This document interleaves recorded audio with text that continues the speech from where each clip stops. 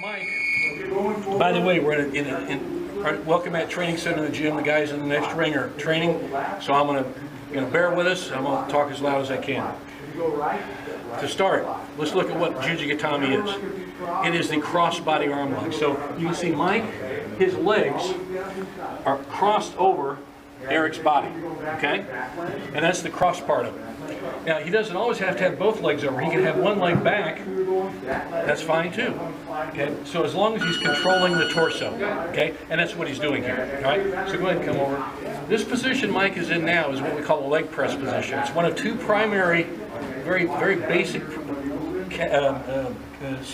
positions that the attacker can be in. There are a lot of ways to apply this, but this is the basic. But we're going to look at really what makes a Juji Gatame now. First of all, bring your knee up back up, Eric.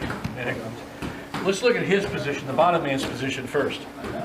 When you practice Juji Gatame, when you're on your back, have both knees up, feet on the mat.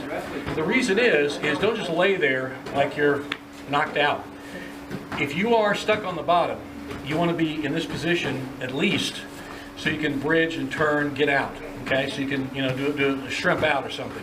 So even in practice, pay attention to little details. Okay, here's the little small things that make a big thing happen.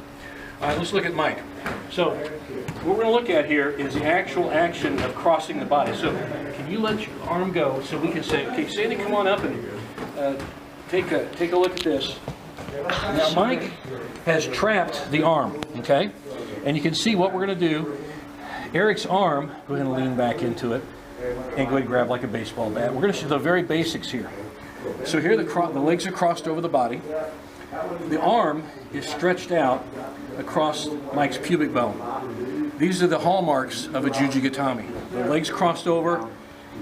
The defender's arm is being levered over the fulcrum, which is the attacker's pubic bone, his crotch.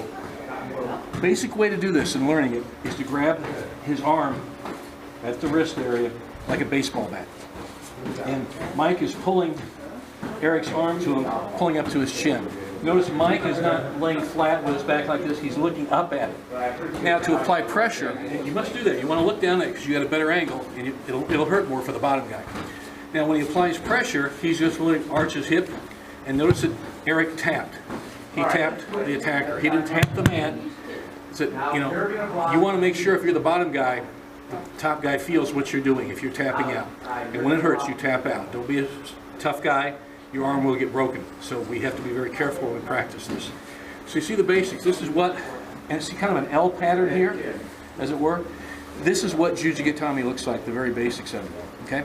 He might have his foot in, and that's important too. And in either case, Mike is trapping Eric's arm with his legs, his knees. He's squeezing his knees together, so he has nowhere to go here.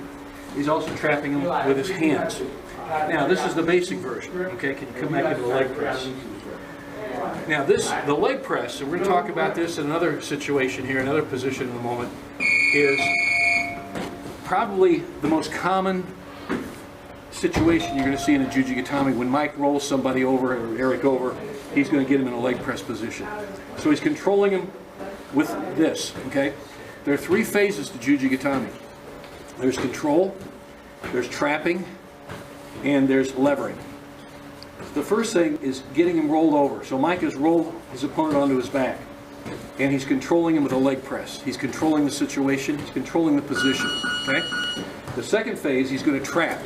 He's going to trap Eric's arm to his body. Now, when he realistically, go ahead and put your leg or arms up. Realistically, he'll be fighting. Okay, he'll be resisting. What Mike wants to do is hook and hook. If you just grab with your hands, you're not as strong. If you're Mike, if this guy's stronger, he'll pull it back. Okay, so instead of getting in an arm wrestling contest, hook. See how he's hooking with his arms, and what he's doing, when he's hooking, he's trapping Eric's upper arm to his torso, to Mike's torso. He's trapping and trapping, and as he go ahead and hook up again, and he pulls back and makes him tap. Now, a way to do that, so that's actually he's levering, but he's starting with his trap. So he's trapping his arm, Eric's arm, to his body. Now, he's going to lever that arm free. If you say pry free, that's fine. You can pry it free, you can wrench it free, whatever, that's fine. But he's actually levering his arm across the pubic bone. So to be actually correct in what we're doing, let's call it levering. So again, we control, we trap, we lever. So he's got the trap. Now when he levers, a good way to do it, you can either go straight back, or you can go back in an angle, like Mike's going to go back toward his hip, closest to the head, and then roll back in. Now the reason is, come on back up, let's use the analogy of a bench press. If he's bench pressing, when you're bench pressing, your shoulders are straight. You don't bench press with one arm, one shoulder higher than the other. So you're weak if you do that. So what Mike wants to do, he wants to make Eric as weak as he possibly can. So he's going to be rolling slightly toward this angle, toward the head. So he's rolling, in this case, his right hip. Let's look at that again. See how he's trapping, and he's going to roll this way here, and he's going to roll right back in and really make it hurt by arching his hips quite a bit. So that wrenching that arm free, levering that arm free, you do it.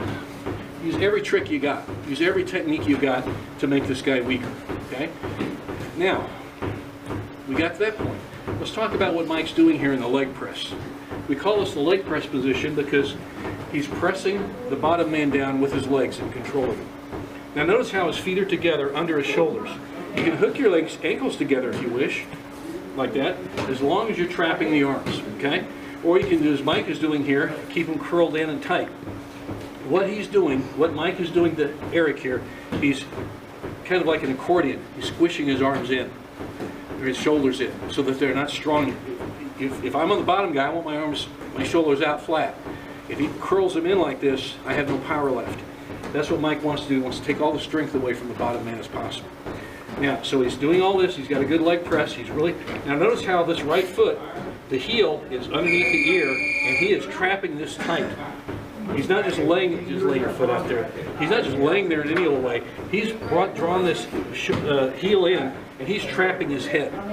He's trapping the body, he's trapping the shoulder, okay? Now he's trapping the arms too. And when he levers free, and he rolls back, he gets the quick tap out, there you go, he's tapped out.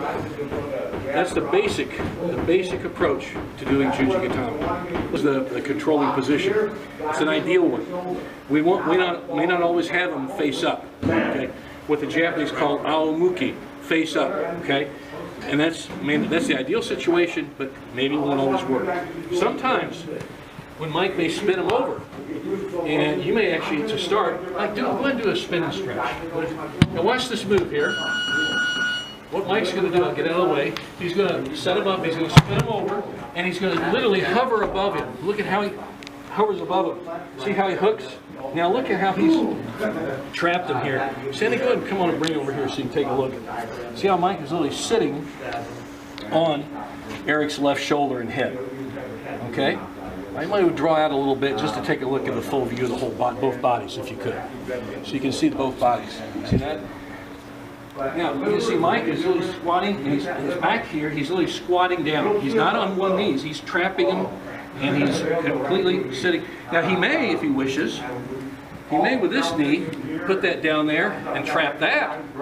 Boy, he's got that trapped too, okay? But when he applies the Juji Gatame, he'll pop back up, and he'll roll back and apply it, and he'll get the tap. See, he rolled back and he put him in a leg press, didn't he?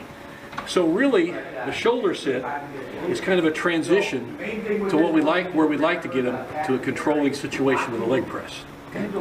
So this is really a variation. This is one of the four basic ways of doing Gatame right here, Juji Gatame, is go ahead and hook him up again and roll back. To what we call a back roll Juji. We'll be covering that in a minute, okay? But these are the basics. Did I forget anything, guys? Because you are a Juji Gatame master too. You really know your stuff. You think of anything right off the bat? Okay. One thing I will say, let me get back to the leg press. You need to. Is when you are levering the arm free, if you're Mike, okay?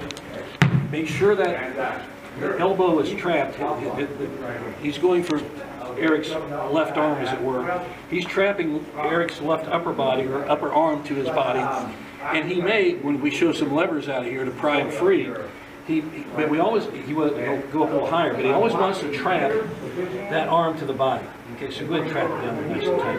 You get it tight. There you go. You want to keep him from moving it. You want to take him away. You want to keep Eric from using that left arm at all. So that's how trapping is so efficient. Some people call it collecting the arm. Some people may have other names for it. I've heard it called collecting the arm in Sambo. And I know Anne Marie DeMars, Ronda Rousey's mom, world judo champion, calls it collecting the arm as well. We always call it trapping here at Welcome Mat, just a matter of nomenclature. So 3 phases: control, trap, and lever. You control them, don't let them go anywhere, control the situation, control the position, trap the arm where he's got no avenue of escape, and we lever it straight out where he gets the tap out. So 1, 2, 3. Much like in judo, where you kazushi, break his balance, sukuri, fit in, kake, throw. Very similar situation we have here. So those are the basics of Juji Gatame, crossbody arm lock.